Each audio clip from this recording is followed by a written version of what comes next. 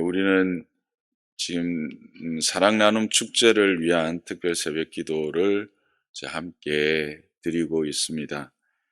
사랑 나눔 축제를 진행하면서 다양한 필요들 또 여러 가지 내용들이 있습니다. 그저 하루 초청하고 그냥 예배를 드리는 것이 아니라 그 모든 일들을 이루어가는 과정과 또 그 시간들을 채우는 내용들이 있습니다.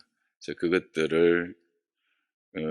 그것들을 위한 기도 제목을 찾아 함께 기도함으로 사랑 나눔 축제를 준비하는 시간이 이 시간이지요.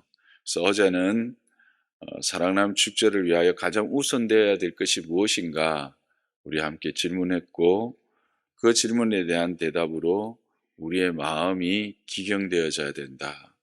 우리의 교회에 속한 모든 권속들의 마음이 기경되어져야 된다라고 하는 것을 우리는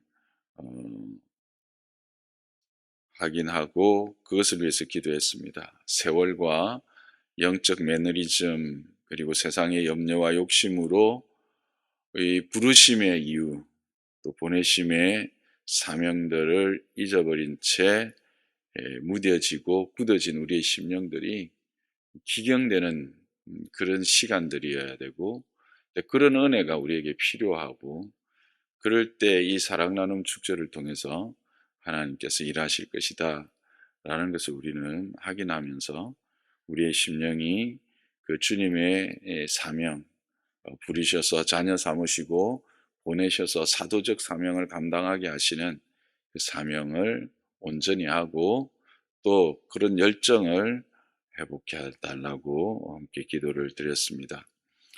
오늘의 기도 주제는 설교와 설교자를 위한 기도입니다. 우리의 마음밭이 기경되고 우리가 사명에 붙들린 자로서 그렇게 하나님 앞에서 겸비한 마음을 가지고 은혜를 구하고 순종하면 하나님이 구원하기로 작정된 자들을 보내주실 것을 믿습니다. 그렇죠? 하나님이 우리를 왜 기도하게 하실까? 여러분은 기도가 뭐라고 생각을 하세요? 기도가 내가 원하고 소망하는 걸 구하여 얻는 거라고 생각하세요? 그게 아니고요. 그런 것도 있지만 그건 아주 작은 거고요. 하나님이 우리로 기도하게 하시는 거는요, 하나님의 뜻을 우리의 마음에 성령으로 깨닫게 하시고 보게 하시고 하나님의 그 거룩함에 함께 참여하게 하셔서 그 하나님의 거룩함과 그 영광을 함께 누릴 수 있도록 초청하는 것이 기도입니다, 여러분. 그래서 기도는 엄밀히 따지면 하는 것보다 듣는 기도가 먼저 돼야 돼요. 그래서 하나님이 내가 무엇을 간구하기를 원하시는가, 내가 무엇을 구하기를 원하시는가 를 우리가 늘 생각해야 되는 게 기도의 첫 자리라고 저는 생각해요. 그래서 제가 예전에 했던 설교인데 하나님이 기도의 응답이다라고 하는 것을 기억하실 거예요. 하나님 자신이 우리의 기도의 응답이신데 우리로 하여금 기도하게 하시는 것은 그저 우리의 필요를 채우는 정도가 아니라 하나님의 일에 동력하게 하시는 그 영광스러움을 함께 누리도록 하는 은혜의 자리입니다. 그래서 이것을 깨닫는 자는 정말 기쁨으로 그 자리를 찾게 되고 기쁨으로 그 자리에 함께 동참하게 되죠. 그래서 하나님의 그 일하심을 경험하는 거예요. 내가 기도하고 기도가 내 삶을 통해서 또 나의 관계되는 많은 이들 또 교회를 통해서 나라와 민족 가운데 이루어지는 것을 통해서 우리가 하나님의 자녀됨의 이 영광스러움과 이 복됨을 확인하고 이게 담대해지고 두려움이 없어지죠. 그래서 그 하나님의 일하심의 동력함의 기쁨과 감사를 누리게 하는 자리, 그게 바로 기도의 자리요. 그게 바로 기도가 되는 거죠. 그래서 기도할 때 그의 뜻이 하늘에서 이루어진 것처럼 땅에서도 이루어지기를 기도하는 것, 그의 이름이 영광을 받으시도록 높임을 받으시도록 기도하라고 예수님이 가르쳐 주셨던 이유가 거기에 있는 거예요. 그래서 오늘도 우리는 이렇게 이 자리에 온 것은 바로 이 사랑 나눔 축제가 이 하나님이 계획하시고 또 하나님께서 이 성중에 내 백성이 많다고 말씀하셨고, 그렇게 하나님께서 작정된 자들, 하나님께서 작정하신 자들, 구원받기로 작정된 자들을 부르셔서 그들에게 복음이 선포되고 그들을 통해서 하나님이 영광을 받으신 줄 우리는 믿습니다. 그렇죠? 그러면 그 일을 위해서 우리는 이제 쓰임받는 동력자의 기쁨을 함께 누리는 거죠. 제가 이 동력의 기쁨을 자주 이야기할 때, 물도운 하인의 비유를 이야기를 하죠. 가나 혼인잔치에서 사람들은 그냥 그 끝에 나온 맛있는 포도주를 맛보는 것 정도의 기쁨을 누렸지만, 그 예수님의 일에 함께 동력했던, 순종했던, 전혀 자신들의 생각이나 경험으로는 용납할 수 없는 일에 그러나 기꺼이 순종했던 자들의 누리는 그 기쁨과 감격은 말할 수 없는 것이죠. 우리가 이 아침에 이 새벽을 깨우면서 특별히 하나님 앞에 기도하고 간구하는 것, 그것은 물론 우리의 헌신이기도 하지만 또 하나님의 말할 수 없는 기쁨과 은혜의 감격이 우리에게 주어질 줄 믿습니다. 네. 또 우리 함께 기도하고 있잖아요. 우리가 다 같이 이름을 내어놓고 기도하고 있는 거예요. 그 영혼들이 이곳에 와서 이렇게 말씀을 듣고 회복된다면 얼마나 큰 기쁨이 겠습니까, 우리에게. 그래서 오늘은 설교자와, 그래서 이제 그렇게 초청하면 한 자들이 하나님께서 보내주실 거라는 거죠. 그럼 보내주시면, 그러면 우리는 또 뭘 위해서 기도해야 될까? 그날에 선포되어지는 말씀과 또 말씀을 전하는 자를 위해서 기도해야 된다라는 거예요. 무엇이 그들로 하여금 그 하나님의 영광 안에 들어가게 할까요? 하나님은 하나님의 사람을 통해서 일하십니다. 그렇죠? 성경을 보세요. 하나님은 하나님의 사람을 통해서 일합니다. 그걸 위해서 실제로 창조하고 사람을 만드신 이유부터 그래요. 우리가 지난주 살펴본 것처럼 창세기 1장 28절에 보면 사람을 만드시고 정복하고 다스리라, 번성하고 충만해라. 이게 뭐예요? 사람을 통해서 일하시는 거거든요. 그래서 우리가 이 일을 위해서 함께 기도하는 것은 참으로 소중한 것이다 라고 생각합니다. 그래서 오늘 이 시간 본문과 또 이제 그 바울 사도가 자신을 위해서 계속 기도할 것을 구했던 것들을 여러분 기억하시죠? 에베소서를 비롯해서 골로새서, 데살로니가서, 여러 로마서 다양한 곳을 통해서 자신을 위하여 기도해 달라고 부탁한 말씀들을 우리는 알고 있습니다. 그래서 이 본문을 선택한 이유는 본문에 나오는 이제 베드로 사도의 이 설교와 그 결과를 우리가 사모하는 거죠. 이 현장이 바로 태신자들을 두고, 하나님이 택한 백성들을 두고 하나님의 복음이 선포되어지는 거 아닙니까? 그죠?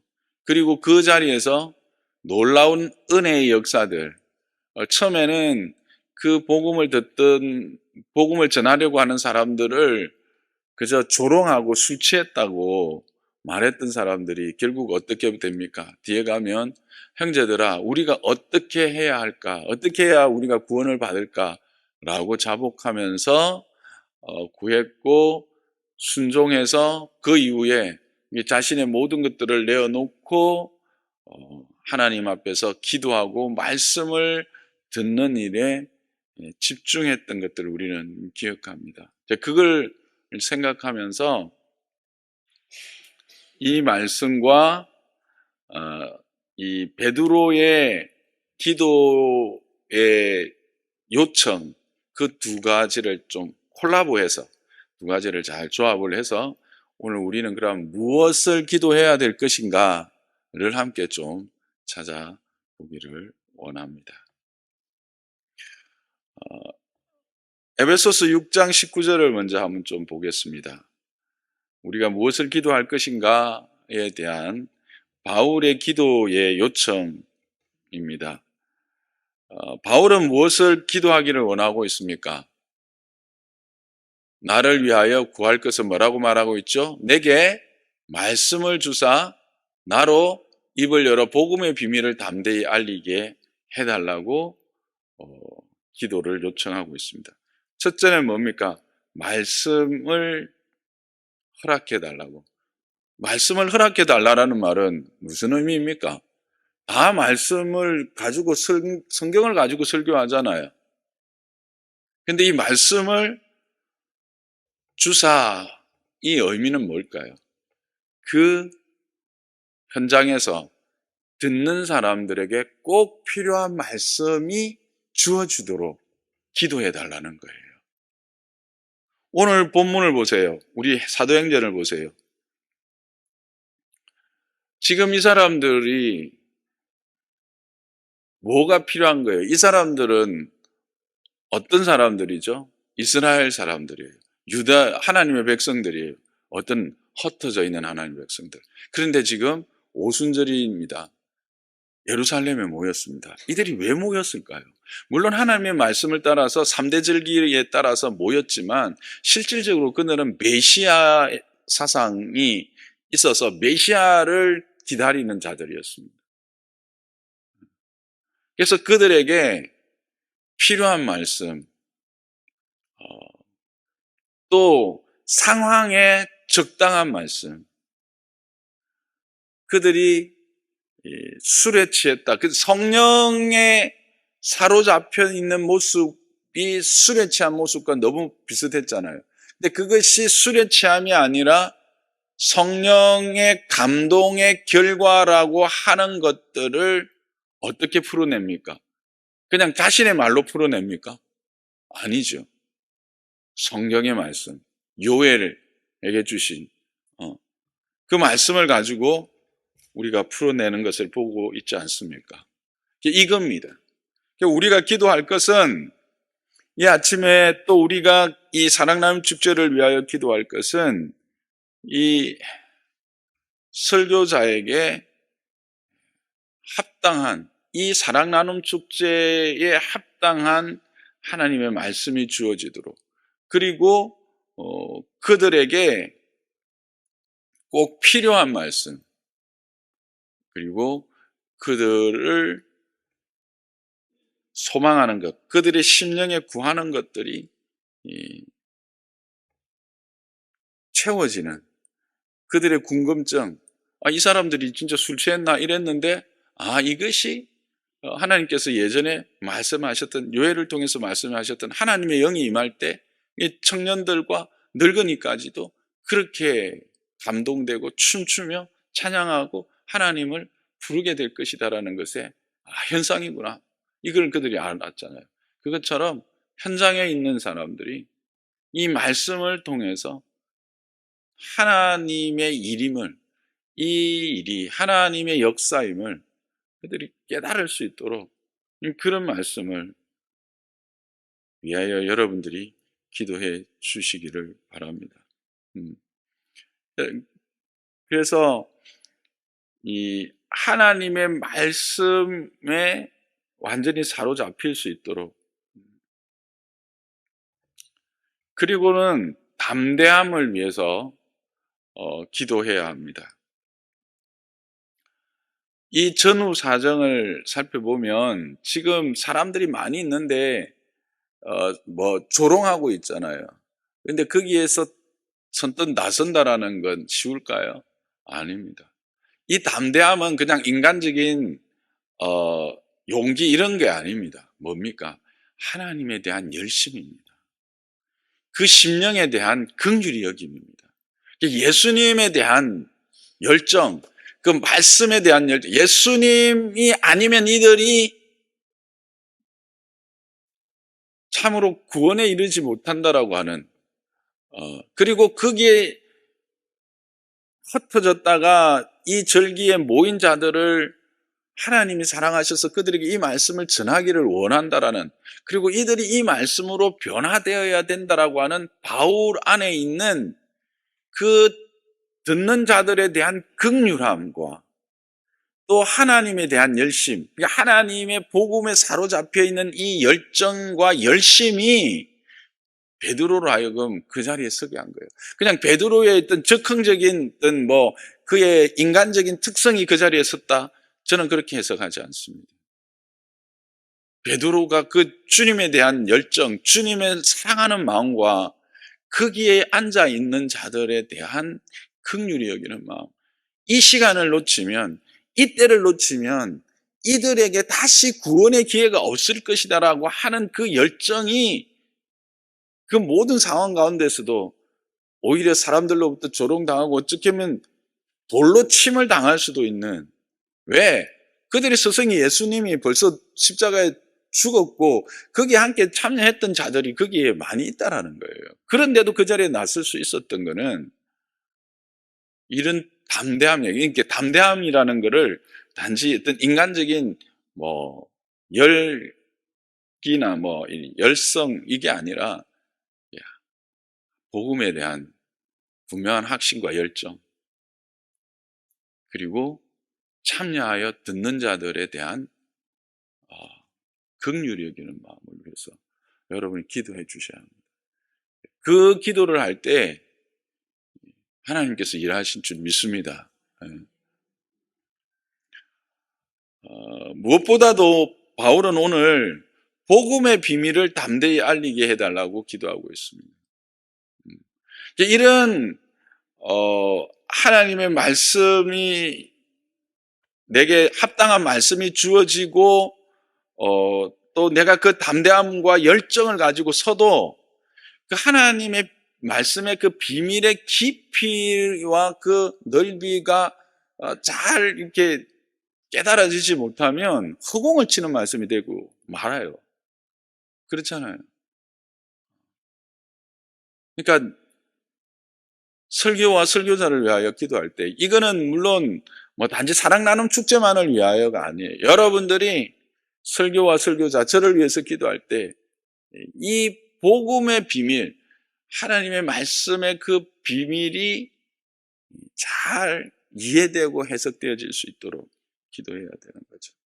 그러려면 궁극적으로 뭐가 돼야 될까요? 성령에 사로잡혀야 돼요. 오늘 이 바울이 이렇게, 베드로가 이렇게 복음을 전하고 거기에 아름다운 복된 결과들로 이어질 수 있었던 출발점이 어디예요? 성령에 사로잡힘이에요. 성령에 사로잡히지 않으면 이런 복음의 비밀을 풀 수가 없어요. 왜? 여러분 아시죠? 성령을 우리에게 주신 이유를 요한복음 14장에 분명히 말하고 있잖아요. 내가 예수님 자신이 말씀하신 것들이 생각나고 그것들이 이해되어지게 하시는 이가 누구다? 성령의 일이다라고 말하고 있습니다. 그러니까 이 복음의 비밀을 담대히 말하게 해달라는 말은 성령에 완전히 사로잡힌 자로서 준비하고 성령에 사로잡혀서 이 일을 행할 수 있도록 기도해달라고 여러분이 구해야 될 줄로 믿습니다. 그래서 그리고 또 이 복음의 비밀을 풀어낸다라고 하는 것은, 복음의 비밀의 핵심이 뭡니까? 누구입니까? 예수 그리스도입니다.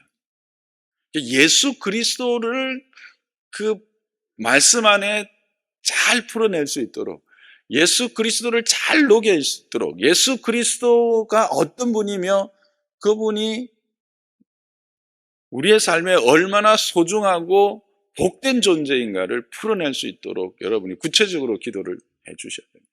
그러니까 이게 그냥 복음의 비밀을 깨닫게 해주세요가 아니라 이런 구체적인 기도의 제목들을 가지고 여러분들이 기도해 주시기를 부탁을 드립니다. 그리고 데살로니가전서 3장 1절 2절에도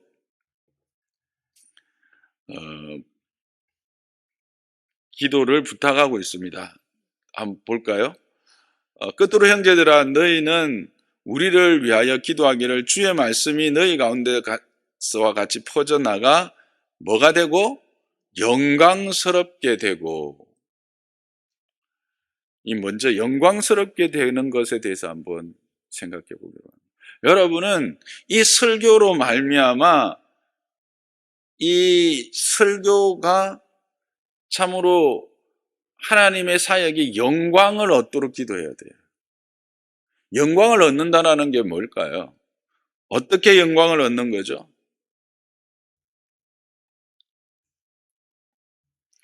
이 복음이 그들에게 뿌려져서 자라서 열매를 맺어 하나님의 영광이 되어지는 거예요.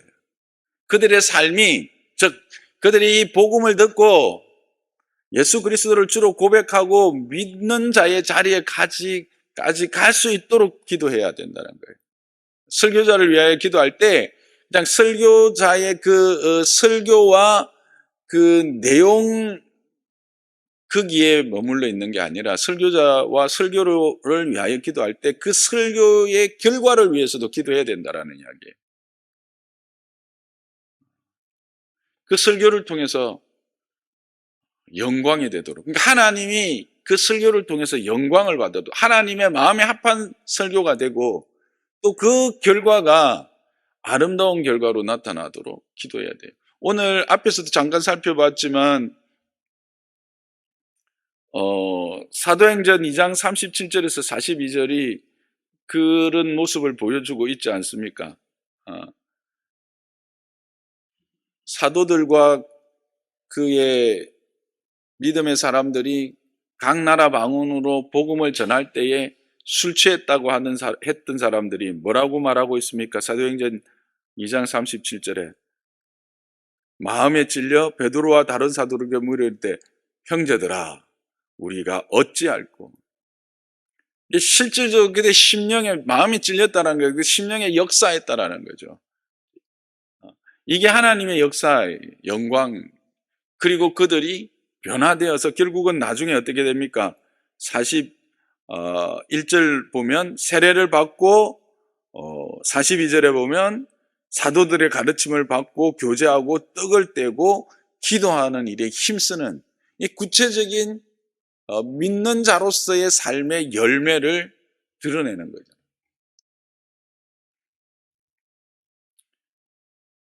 이게 바로 설교의 영광입니다. 설교의 영광이라는 것은 설교자가 사람들로부터 이렇게 높임을 받는 게 아니에요. 설교의 영광이라는 것은 그 설교로 말미암는 하나님의 일하심이 분명히 드러나도록, 듣는 자들이 와서 듣고 누구를? 그리스도를 메시아로 주로 고백하고 그리고 그들의 삶에 결단하여 옛것을 버리고 새것으로 옷 입고 삶으로 살아가도록 하는 것, 그것까지가 설교와 설교자를 위한 기도라고 하는 것이죠. 그것을 지금 바울은 구하고 있어요. 저도 여러분들에게 부탁을 드립니다.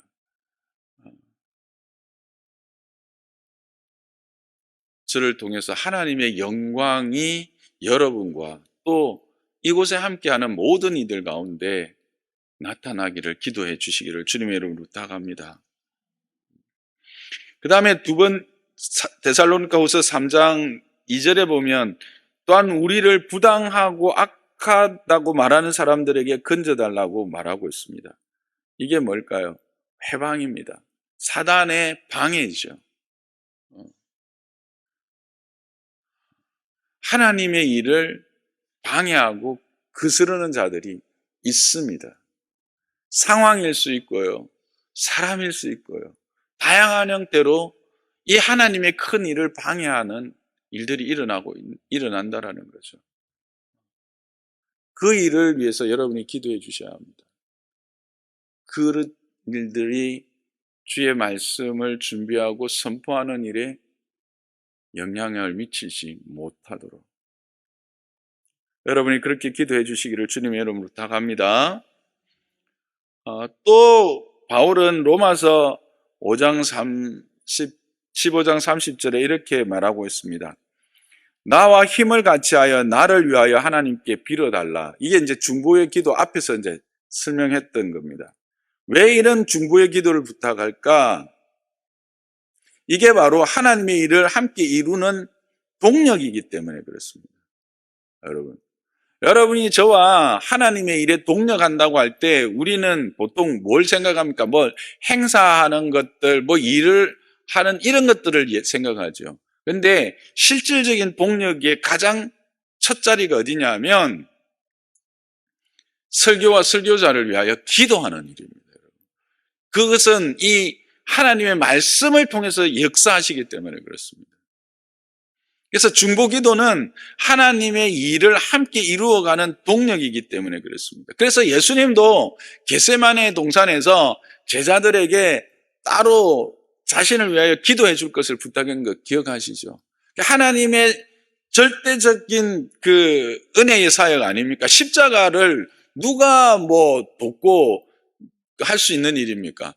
오직 하나님의 능력 안에서 하나님의 절대 주권 하에서 실행되는 일이지만 그 일을 위해서도 예수님도 기도를 부탁하고 있다는 사실은 이 기도에 함께 참여하는 것, 이 동력하는 것, 중보하는 것은 얼마나 소중하고 가치 있는 것인가.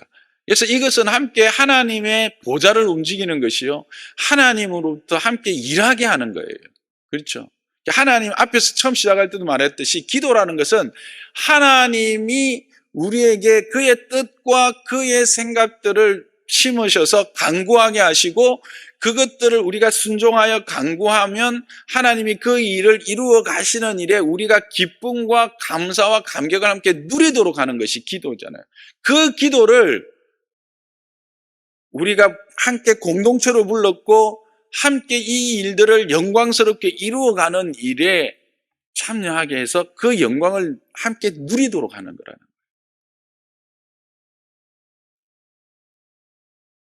그래서 로마서를 쓰면서 그 로마에 있는 성도들에게 나와 힘을 같이하여 나를 위하여 하나님께 간구해 달라고 빌어 달라고 이야기하고 이게 뭐 바울이 자기 개인을 위한 간구 그렇지 않습니다.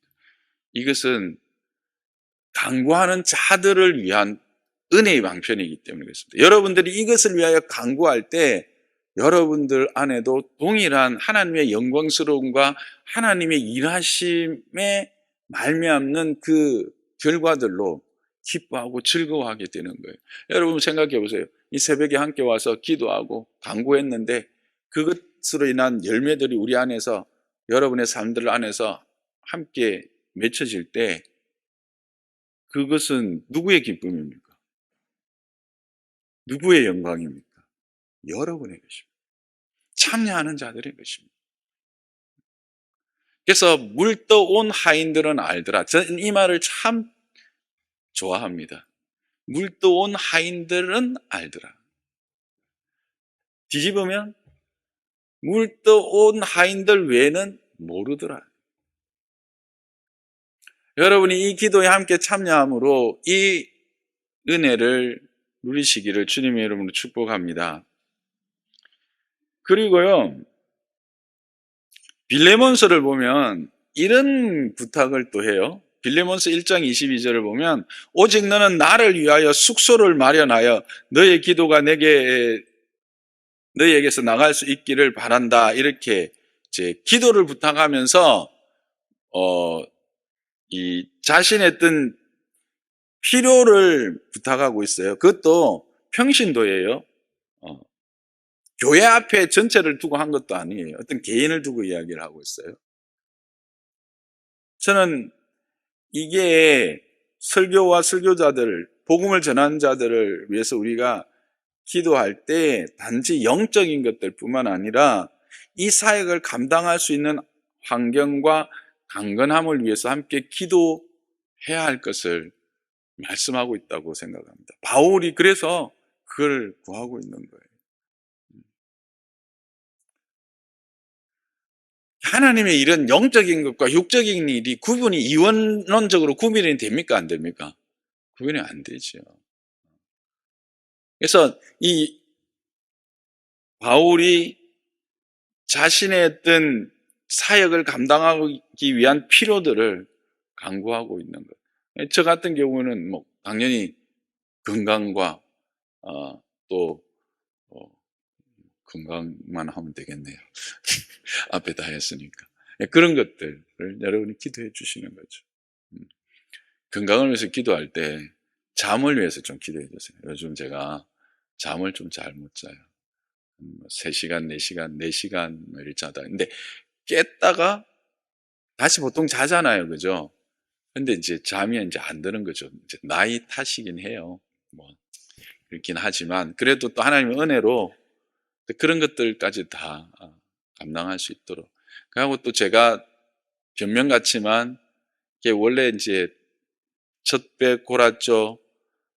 태에서부터 골았죠. 그러니까 이게 근본적인 이 몸이 뭐라고 하나, 그게 없어요. 견디는 힘이 별로 없어요. 한번 탁 꼬꾸라지면 이게 회복이 많이 힘든 그런 어떤 태생적 연약함이 있는 거 아시잖아요, 여러분. 그걸 위해서도 기도해 주세요. 예. 그래요. 이상으로 우리의 기도 제목들을 좀 뽑아봤습니다. 그래서 여러분들이 이 사랑 나눔 축제를 위해서 기도할 때, 또 이 아침에도 기도할 때 이렇게 기도했으면 좋겠어요. 기도 제목들을 한번 띄워보실래요? 나중에 기도할 때 기도하고요. 이런 제목으로 여러분들이 함께 기도해 주시기를 바랍니다.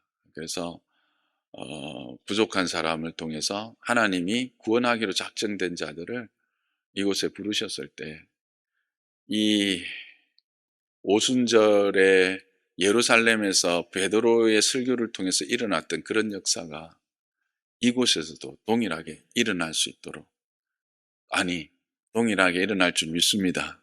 예, 그 믿음을 가지고 우리가 함께 기도했으면 좋겠습니다.